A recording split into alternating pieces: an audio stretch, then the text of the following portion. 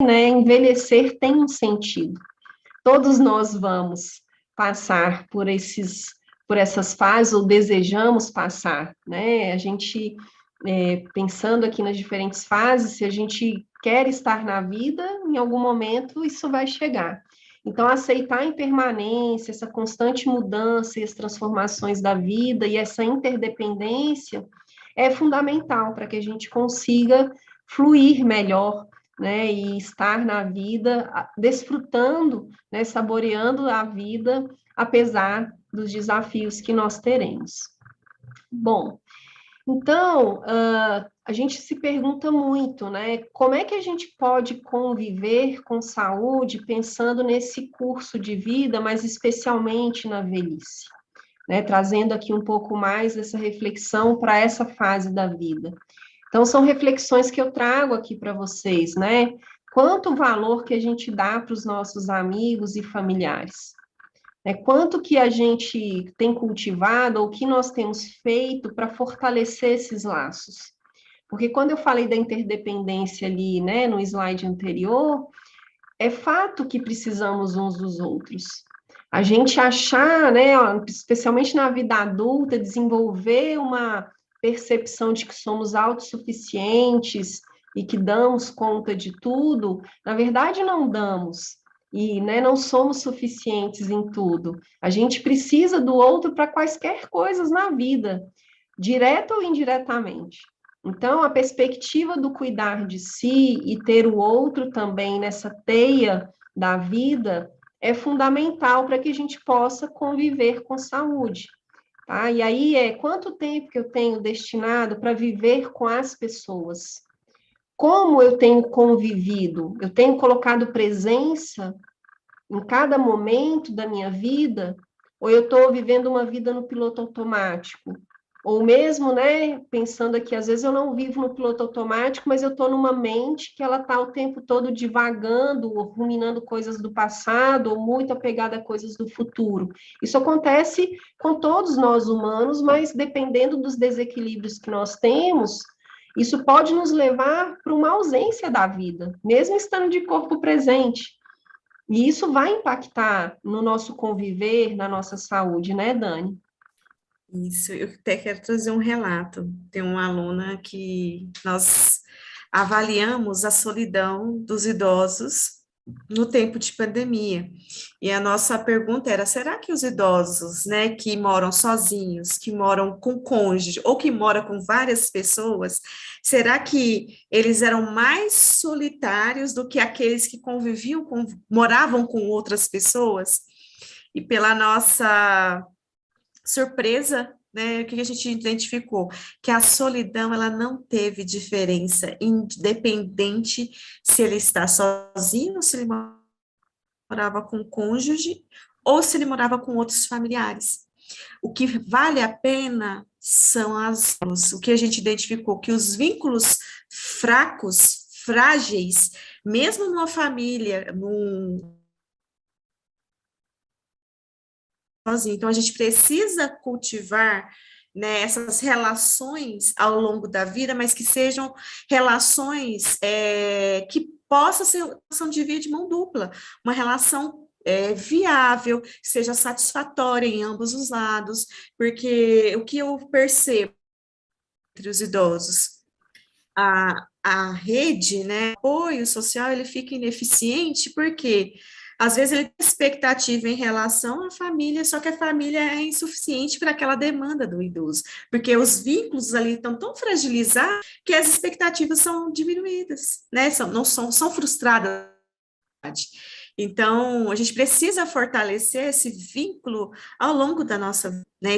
Estar presente com a família, estar presente com os amigos e cultivando essa amizade até chegar à velhice, porque vai fazer um impacto. Muitos idosos você vai ver que a maioria da rede ainda é um membro familiar.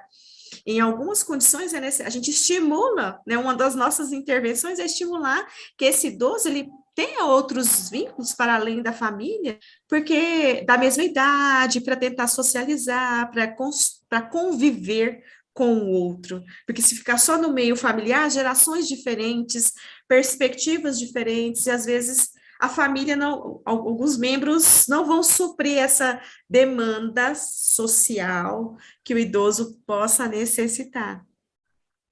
Muito interessante, né? Você partilhar isso de um lugar que é o lugar da pesquisa, onde a gente consegue, né, minimamente investigar isso de uma maneira mais adequada e poder obter aí respostas para questões que às vezes ficam nesse lugar, né, do, ai, será, né, da hipótese, e aí você traz algo que é extremamente importante da gente pensar em termos até de quais são as ações que a gente precisa promover nesse cuidado, como que a gente tem que articular o cuidado não só com a pessoa idosa, mas com a rede dessa pessoa, né? O quanto que a gente precisa trabalhar nessa construção das redes ao longo da vida, para que a gente consiga reduzir, né, esses aspectos aí envolvidos com a solidão, que culminam muitas vezes em processos depressivos e com declínios importantes, né, da saúde.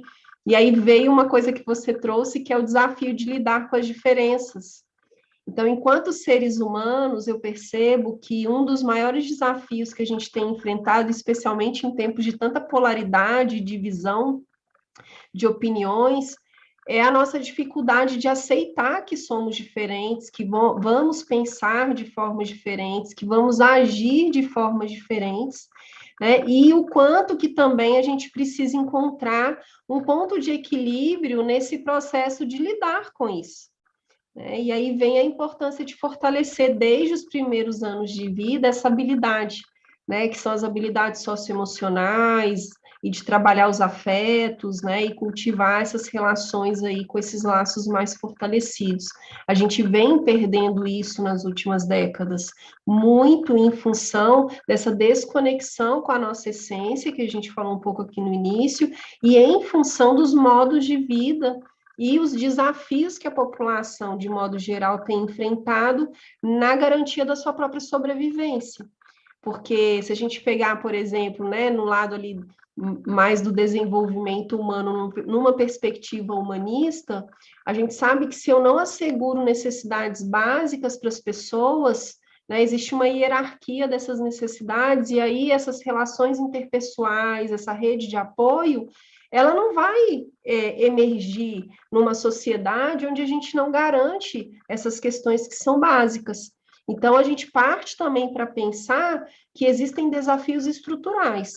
E aí vem muito a importância da gente pensar, enquanto profissionais da saúde, teremos as nossas atribuições e os nossos espaços para poder atuar, mas ao mesmo tempo, enquanto sociedade civil e enquanto, né, sociedade que tem seus representantes, a gente precisa se articular e cobrar cada vez mais por políticas que garantam essas questões mínimas, para que a gente consiga evoluir para um patamar de saúde, né, cada vez maior.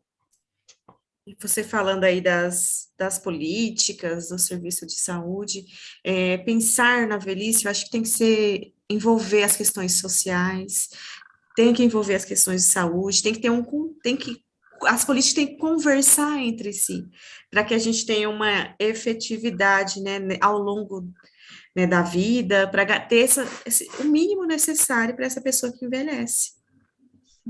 E o serviço, por exemplo, uma das coisas, serviços de saúde, ele tem que conversar com os serviços sociais, não tem como.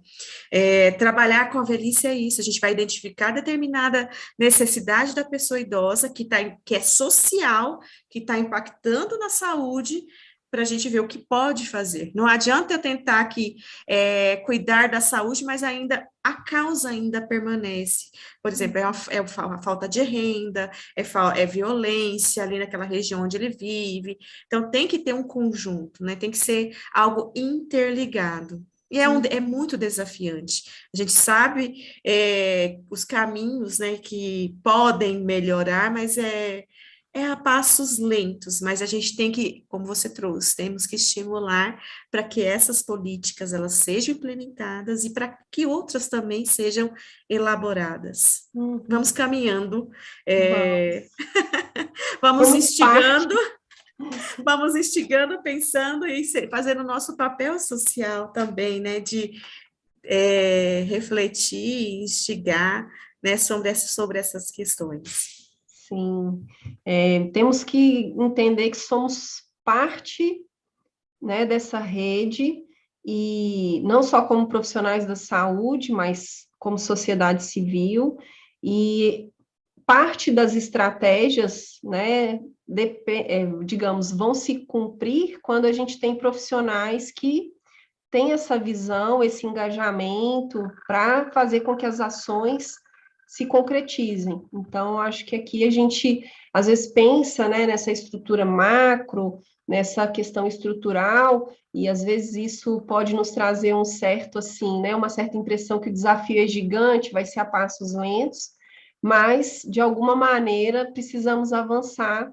e entender que é com a ação, né, de cada ser que a gente vai conseguir somar os esforços necessários para promover mudanças aí nesse cenário.